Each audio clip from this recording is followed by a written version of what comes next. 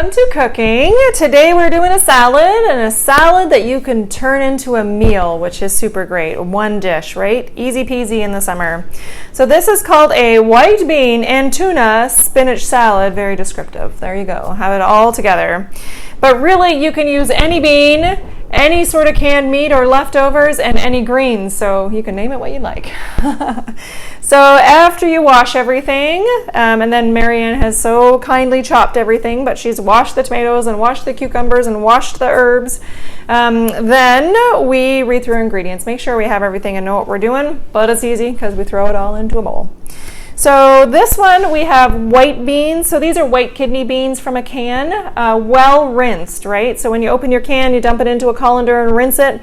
All those bubbles are those carbohydrates that cause gas when they get to our gut if we don't have the right bugs to break down those fibers. So really important to rinse those.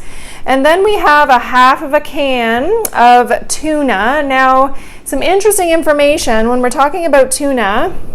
There's all different options on those shelves, right? So here we have a low sodium skipjack in water, and then we have a yellowfin in water. So it's interesting, the skipjack, that one right there, that one and a light tuna are pretty low in mercury because of the type of fish they are and the age of the fish. But albacore, yellowfin, and the big eye tuna, those are larger fish and they get older, so they stay on the bottom longer, so that's why they have more mercury. So you actually aren't supposed to eat much, if any, yellowfin. So if you have those, you might want to toss them. Or just eat little bits of it so you don't get a whole lot of mercury all at once, so your body can break it down, hopefully, and get rid of it. Skipjack is the kind to choose. So we have a half a can of skipjack here in water. If it's in oil, that's okay. We probably don't need the extra salt if it's in some sodium water, but oil, as long as it's in olive oil, right? We only want the best quality oil in there, but it's usually just put in water. Then we have some grape tomatoes, but if you had cherry tomatoes or if you had a big beefsteak tomato, you're just going to chop it up. It's totally fine as well. And we have some cucumber, some basil straight from the garden. So I'm going to teach you how to roll that and chop that up. And then we have a dressing. So you can completely use something easy, a balsamic vinaigrette. The disappointing part of these is that they are less expensive, but they don't use the good quality extra virgin olive oil that we know to be really good from that Mediterranean meal plan, right? So if you don't have this, or you want to make your own with a healthier oil, because this one, they use soybean oil and canola oil, which we know are not great for our bodies. They are inflammatory, making our bodies angry. You can make your own, of course. And so there will be a recipe on the sheet. It's a little bit of olive oil and a much littler bit of the balsamic vinegar.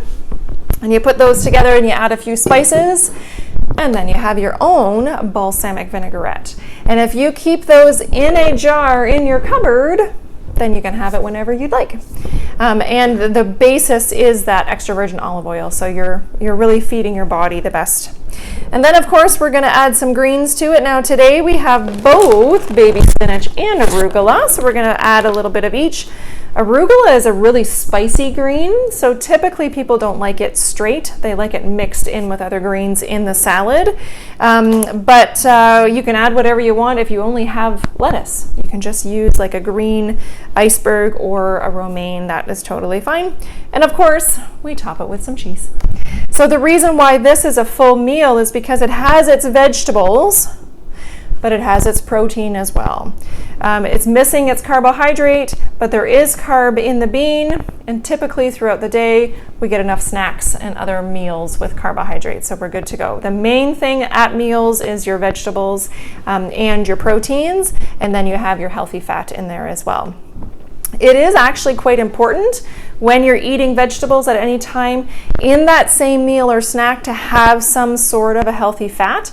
And the reason is because the vitamins and minerals and phytonutrients from these vegetables need that fat and need some protein to get absorbed and to get utilized into the bloodstream. So we want to have that there.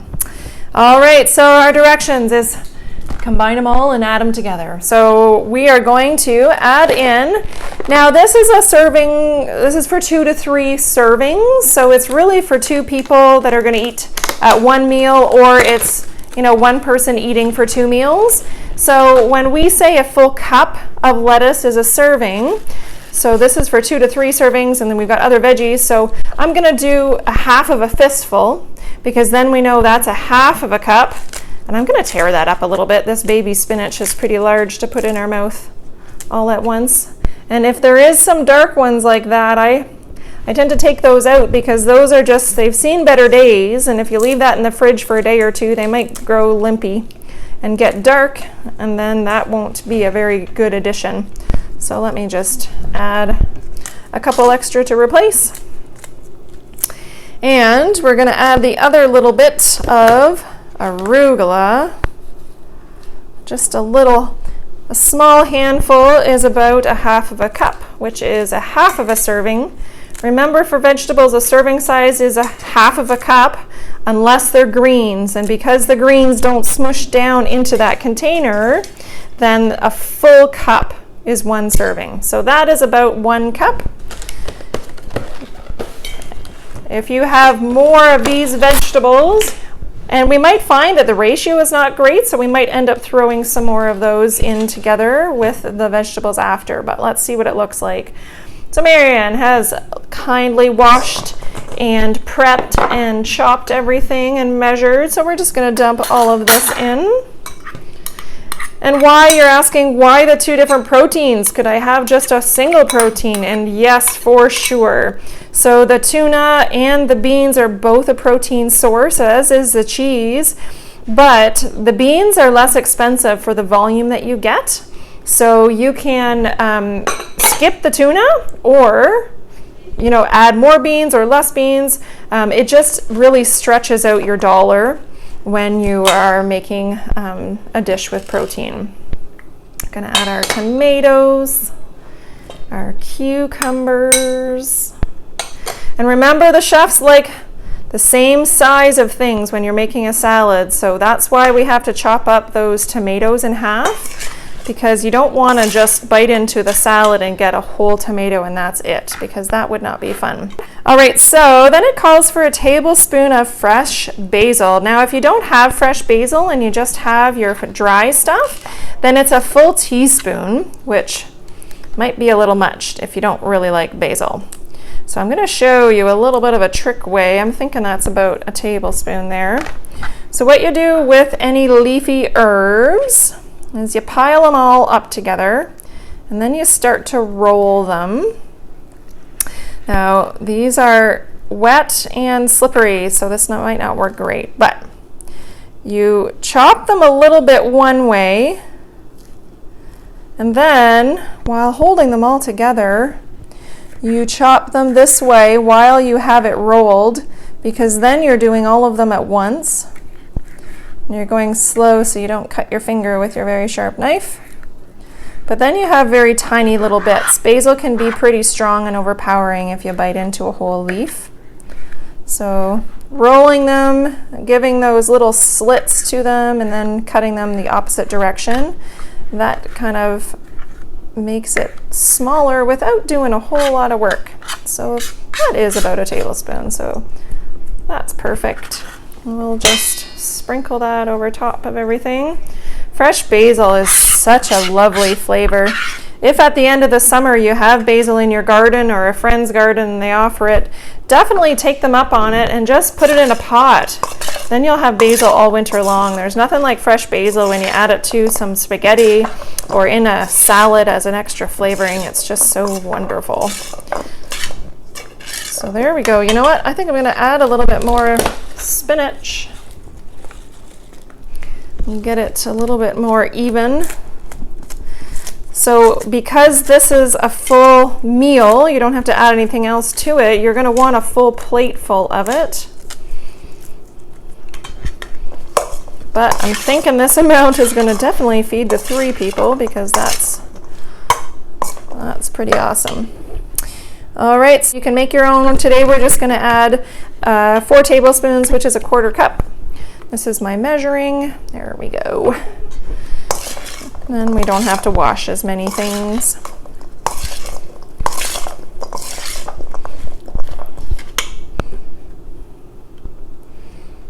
Perfect. So again, if you didn't have those white navy beans, then you could add chickpeas or Rebecca's favorite lentils, of course. If you didn't have those tomatoes, you could add, if you have that low acid yellow tomato, that one will look really great in here. Do you know what else that I think would look wonderful in here is some yellow or orange pepper. Give it some crunch, give it some more color. That would be great. I love salads because you can do so much with them. And of course, where's a salad without some sort of cheese on it?